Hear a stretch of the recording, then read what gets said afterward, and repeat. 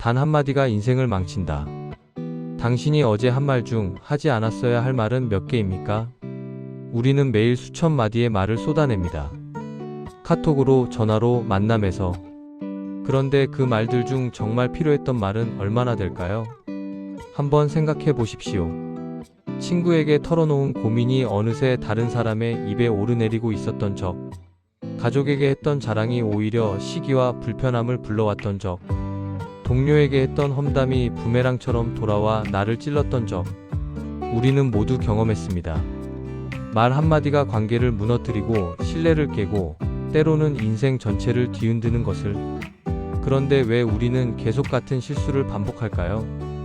400년 전 한 철학자가 이 문제의 본질을 꿰뚫어 보았습니다. 나는 생각한다, 고로 존재한다. 이 문장을 모르는 사람은 없을 겁니다. 르네 데카르트. 근대 철학의 아버지라 불리는 사람. 그런데 우리가 모르는 것이 있습니다. 데카르트는 이 유명한 문장 뒤에 숨겨진 또 하나의 진실을 알고 있었습니다. 나는 생각한다. 그러나 모든 생각을 말하지는 않는다. 그는 평생 침묵을 수행처럼 실천한 사람이었습니다. 자신의 사생활을 철저히 숨겼고 논쟁을 피했으며 심지어 자신의 철학적 발견조차 오랜 시간 공개하지 않았습니다. 왜 그랬을까요? 데카르트는 인간의 본성을 정확히 이해했기 때문입니다. 인간은 이성적인 존재입니다. 하지만 동시에 욕망과 감정에 쉽게 흔들리는 존재이기도 합니다. 질투하고 비교하고 험담하고 자기 자랑에 도취됩니다. 그래서 데카르트는 결론 내렸습니다. 말보다 침묵이 안전하다. 노출보다 자제가 현명하다. 오늘 저는 데카르트의 이 철학을 빌려 나이 들수록 반드시 비밀로 지켜야 할 6가지에 대해 말씀드리겠습니다. 이 영상을 끝까지 보신다면 당신은 앞으로 훨씬 적게 말하고 훨씬 많이 보호받게 될 것입니다. 첫 번째, 나의 사생활을 말하지 마라. 위로인 줄 알았는데 구경거리가 되었다. 몇 년 전 일입니다. 한 중년 남성이 오랜 친구에게 자신의 이혼 이야기를 털어놓았습니다. 20년 넘게 알고 지낸 친구였습니다. 믿을 수 있다고 생각했습니다. 힘들었겠다. 언제든 이야기해. 친구는 진심으로 위로하는 것 같았습니다. 그런데 한 달 뒤 동창 모임에서 이상한 분위기를 느꼈습니다. 사람들이 자신을 바라보는 눈빛이 달랐습니다. 동정과 호기심이 뒤섞인 눈빛. 알고 보니 그의 이혼 이야기가 동창들 사이에 퍼져 있었습니다. 그것도 이상하게 각색된 버전으로. 그는 배신감에 치를 떨었습니다. 하지만 더 큰 문제는 그 다음이었습니다. 그 이야기는 퍼지고 또 퍼져서 결국 직장 동료들의 귀에까지 들어갔습니다. 승진 심사에서 불이익을 받았다는 것을 그는 나중에야 알았습니다. 인간은 타인의 고통을 소비한다. 데카르트는 인간 본성에 대해 냉철하게 분석했습니다. 인간은 타인의 고통을 이해하는 것처럼 보입니다. 공감한다고 말합니다. 하지만 대부분의 경우 이해하는 것이 아니라 소비하는 것입니다. 당신의 아픔은 그들에게 이야깃거리입니다. 당신의 비밀은 그들에게 흥미로운 뉴스입니다. 당신의 실패는 그들에게 은밀한 안도감을 줍니다. 잔인하게 들리시겠지만 이것이 현실입니다.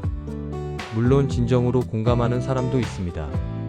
하지만 문제는 그런 사람을 미리 구별할 방법이 없다는 것입니다. 오늘의 신뢰가 내일의 약점이 될 수 있습니다. 지금 당신 곁에 있는 친구가 영원히 친구로 남을 거라는 보장이 있습니까? 관계는 변합니다. 이해관계가 충돌하면 사람은 변합니다. 그때 당신이 털어놓았던 비밀은 무기가 되어 당신을 향합니다. 침묵은 스스로를 지키는 갑옷이다. 데카르트는 이렇게 생각했습니다. 이성은 침묵 속에서 가장 또렷해진다. 시끄러운 곳에서는 생각이 흐려집니다. 마찬가지로 자신의 사생활을 떠벌리는 순간 판단력이 흐려집니다. 이 사람은 믿을 수 있겠지라는 감정적 판단이 이성을 마비시킵니다. 그러니 원칙을 세우십시오. 사생활은 말하지 않는다. 배우자와의 갈등, 자녀 문제, 건강 이슈, 재정 상황. 이런 것들은 가장 가까운 사람에게도 신중하게 나누어야 합니다. 하물며 그냥 아는 사이인 사람들에게는 더더욱 그렇습니다. 말하고 싶은 충동이 일어날 때 그 충동 자체를 의심하십시오. 왜 나는 이것을 말하고 싶어 할까? 정말 도움을 받기 위해서인가? 아니면 그냥 말하고 싶은 것인가? 대부분의 경우 그냥 말하고 싶은 것입니다. 그리고 그 욕구는 당신을 위험에 빠뜨립니다. 두 번째, 나 자신을 자랑하지 마라. 자랑은 자신의 가치를 깎아낸다. 아이러니하게도 자신을 높이려는 말은 오히려 자신을 낮춥니다. 생각해 보십시오. 누군가가 당신 앞에서 끊임없이 자기 자랑을 늘어놓는다면 어떤 기분이 드십니까? 나 작년에 유럽 3번 다녀왔어. 우리 아들이 이번에 대기업 붙었어. 요즘 주식으로 좀 벌었지.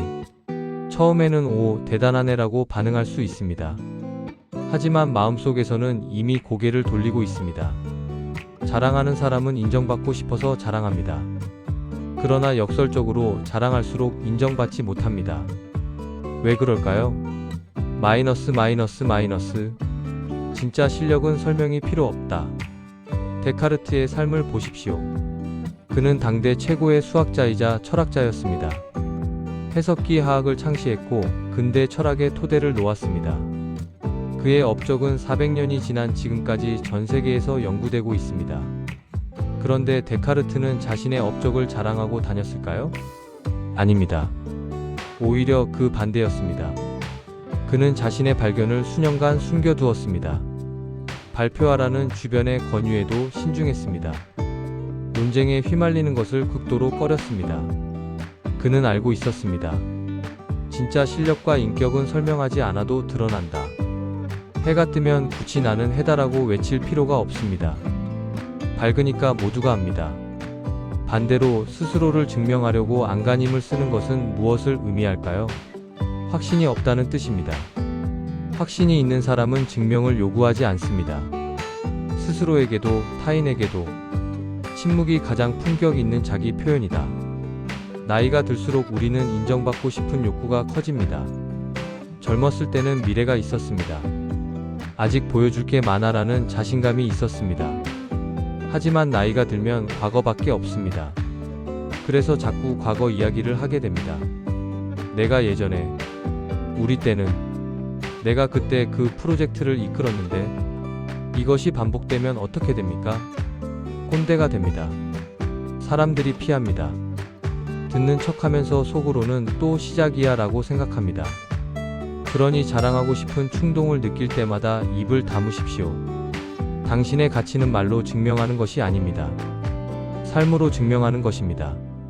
묵묵히 살아온 세월, 정직하게 지켜온 원칙, 조용히 베풀어온 친절. 이런 것들이 당신의 진짜 가치입니다. 그리고 이것들은 굳이 말하지 않아도 보는 사람은 봅니다. 세 번째, 돈 이야기를 하지 마라. 돈은 이성을 마비시킨다. 데카르트는 인간의 이성을 신뢰한 철학자였습니다. 하지만 동시에 그는 이성이 쉽게 흐려진다는 것도 알고 있었습니다. 그리고 이성을 가장 빠르게 마비시키는 것이 바로 돈입니다. 돈 앞에서 인간은 이상해집니다. 평소에 합리적이던 사람도 돈 이야기가 나오면 감정적이 됩니다. 냉정하던 사람도 돈 앞에서는 계산적이 됩니다. 친했던 사람도 돈 때문에 원수가 됩니다. 왜 그럴까요? 돈은 생존과 직결되기 때문입니다. 그래서 돈에 관한 정보는 본능적인 반응을 일으킵니다. 비교하고 질투하고 경계합니다. 적게 가지면 무시당하고 많이 가지면 질투당한다. 돈 이야기의 딜레마는 이것입니다. 어느 쪽을 말해도 손해라는 것. 돈이 없다고 하면 무시당합니다. 동정의 대상이 됩니다. 혹은 저 사람은 뭔가 문제가 있나 보다라는 편견을 받습니다. 돈이 있다고 하면 질투당합니다. 시기의 대상이 됩니다. 재수 좋았지 누구 덕인데라는 뒷말이 따라붙습니다. 앞에서는 웃으면서 축하한다고 말합니다. 하지만 마음속에서는 균형이 무너지고 있습니다. 그래서 데카르트의 통찰이 중요합니다. 이성적인 인간관계는 비교를 피하는 데서 시작된다. 돈 이야기를 하는 순간 비교가 시작됩니다. 그리고 비교가 시작되면 관계는 순수함을 잃습니다. 재정 상황은 가장 은밀한 비밀이다. 그러니 원칙을 세우십시오. 돈 이야기는 하지 않는다. 얼마 벌고 있는지, 얼마를 모았는지, 집값이 얼마인지, 주식으로 얼마를 벌었는지 혹은 잃었는지, 이런 이야기는 배우자와만 나누십시오. 아니, 배우자와도 신중하게 나누십시오. 가족 모임에서 돈 이야기가 나오면 슬쩍 피하십시오. 친구들이 재정 상황을 물으면 애매하게 넘기십시오. 뭐 그냥 그래. 먹고 살만해. 요즘 다 힘들잖아. 구체적인 숫자는 절대 말하지 마십시오. 숫자는 기억됩니다. 그리고 그 숫자는 언젠가 당신의 발목을 잡습니다. 네 번째, 타인의 단점을 말하지 마라. 험담은 자신의 품격을 드러낸다. 우리는 왜 험담을 할까요? 심리학자들은 말합니다. 험담은 연대감을 형성하기 위한 사회적 행위라고. 저 사람 좀 이상하지 않아? 이 말을 함께 나누는 순간 우리는 같은 편이 된 느낌을 받습니다. 공동의 적을 가진 동지 같은 기분. 그래서 험담은 중독성이 있습니다. 모임에서 험담으로 분위기가 달아오르면 쉽게 멈추기 어렵습니다. 하지만 데카르트는 경고합니다. 험담은 상대를 낮추는 것이 아니라 말하는 사람의 품격을 드러낸다. 생각해 보십시오. 누군가가 당신 앞에서 다른 사람 흉을 본다면 당신은 그 사람을 어떻게 생각하겠습니까? 이 사람은 내 앞에서도 다른 사람 이야기를 이렇게 하는구나. 그러면 다른 데서는 나 이야기도 이렇게 하겠지. 신뢰가 깨집니다. 마이너스. 지금의 공감은 내일의 불신이 된다. 험담의 더 큰 문제는 부메랑 효과입니다.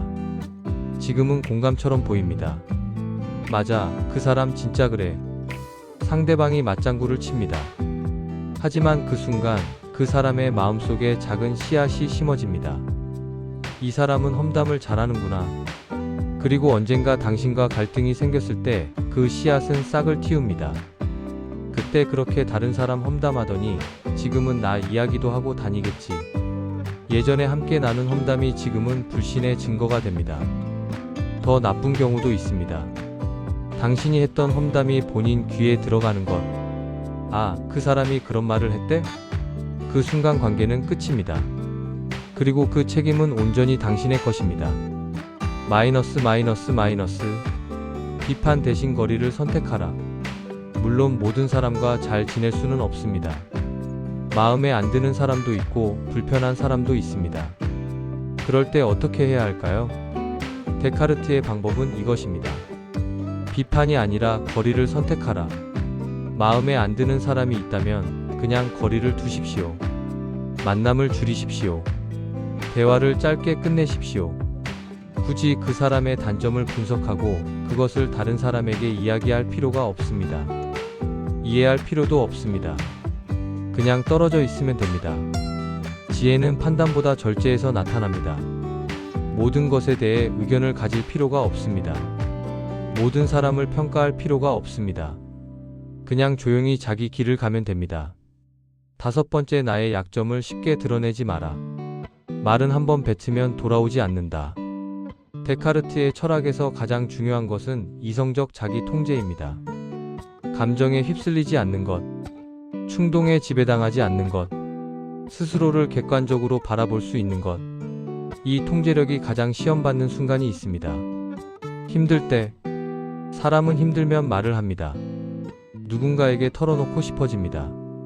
혼자 감당하기 버거울 때 본능적으로 나눔을 원합니다. 이것은 자연스러운 감정입니다. 하지만 위험한 감정이기도 합니다. 왜냐하면 말은 한번 내뱉으면 다시 생각 속으로 돌아오지 않기 때문입니다. 약점은 동정이 아니라 우월감을 부른다. 당신이 약점을 드러내면 상대방은 어떻게 반응할까요? 대부분의 경우 겉으로는 동정합니다. 힘들었겠다, 안 됐다, 무슨 일이야. 하지만 마음속에서는 다른 반응이 일어납니다. 우월감. 저 사람도 저런 문제가 있구나. 나는 저것보다는 낫네. 저 사람이 완벽하지 않아서 다행이야. 인간은 타인의 약점을 통해 자신의 위치를 확인합니다. 이것은 의식적으로 하는 것이 아닙니다. 본능적인 반응입니다. 물론 진심으로 공감하는 사람도 있습니다. 하지만 앞서 말했듯이 그런 사람을 미리 구별할 방법이 없습니다. 그러니 약점은 함부로 드러내지 마십시오. 도움은 노출이 아니라 극복에서 나온다. 하지만 힘들 때 누군가에게 말하지 않으면 어떻게 견딥니까? 좋은 질문입니다. 데카르트의 대답은 이것입니다. 도움은 스스로의 극복에서 나오지 노출에서 나오지 않는다. 힘든 감정을 누군가에게 쏟아내면 일시적으로 시원합니다. 하지만 문제는 해결되지 않습니다. 오히려 자신의 약점만 노출된 채로 남습니다. 진짜 도움은 다른 데서 옵니다. 조용히 상황을 분석하는 것, 문제의 원인을 파악하는 것, 해결책을 찾아 실행하는 것, 그 과정에서 스스로가 강해지는 것, 물론 전문가의 도움이 필요할 때는 받아야 합니다. 심리 상담, 의료적 조언, 법률 자문, 이런 것들은 필요할 때 반드시 구해야 합니다. 하지만 그것과 아무에게나 약점을 털어놓는 것은 다릅니다. 이성은 스스로를 보호할 줄 압니다. 6번째, 목표를 말하지 마라. 가장 위험한 것은 해보지 않은 자의 조언이다. 마지막입니다. 그리고 어쩌면 가장 중요한 것입니다. 목표를 말하지 마십시오. 새로운 사업을 시작하려고 합니다. 이직을 준비하고 있습니다. 책을 쓰려고 합니다. 유튜브를 시작하려고 합니다. 이런 목표가 생겼을 때 우리는 말하고 싶어집니다. 흥분되기 때문입니다. 누군가에게 인정받고 싶기 때문입니다. 응원을 받고 싶기 때문입니다. 하지만 말하는 순간 예상치 못한 것들이 쏟아집니다. 조언. 그거 힘들지 않아? 요즘 경기가 안 좋은데. 너 그럴 시간 있어? 그거 해서 돈이 돼? 내가 아는 사람도 해봤는데 안 되더라.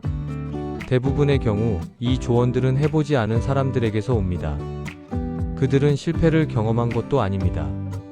그냥 막연히 걱정하는 것입니다. 혹은 당신이 성공하면 자신이 초라해질까봐 무의식적으로 막는 것입니다. 말하면 행동 대신 설명에 에너지를 쓰게 된다.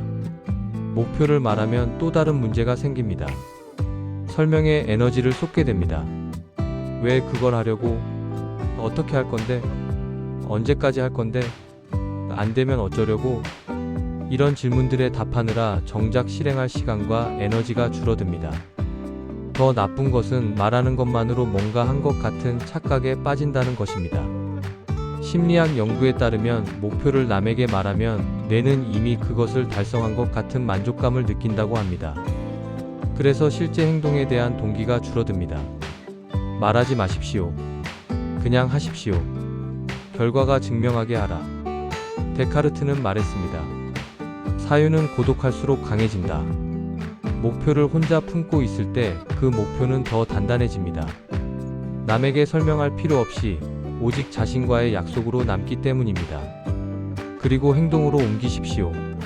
조용히 묵묵히. 결과가 나오면 그때 말해도 됩니다. 아니, 결과가 나오면 말하지 않아도 됩니다. 결과가 알아서 말해줍니다. 그 사람 요즘 뭐 하나 했더니 저렇게 됐네. 이것이 가장 품격 있는 성공의 방식입니다.